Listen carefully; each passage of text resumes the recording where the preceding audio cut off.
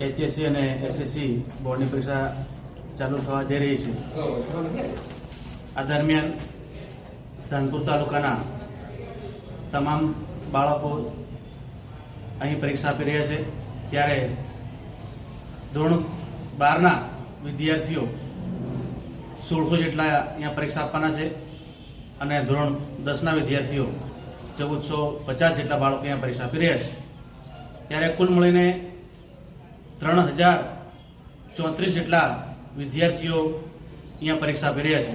તો આ બાળકોને આ પરીક્ષા માટે એમને શુભેચ્છા પાઠવી અને પ્રવેશ અપાયો છે। તેમજ આ બાળકોને કંઈ પણ સમસ્યા નહીં થાય એના માટે પાણીની સુવિધા પણ અહીં વ્યવસ્થા કરેલી છે। તેમજ શાંતિપૂર્ણ માહોલમાં અહીંયા ધોરણ 10 અને ધોરણ 12ની પરીક્ષા થવા જઈ રહી છે। તે માટે અમે સૌ જે તંત્ર છે, સરકારી તંત્ર હોય, ખંડ નિરીક્ષક હોય, બિલ્ડિંગ કંડક્ટર હોય, કે તમામ મિત્રો કટિબદ્ધ છે।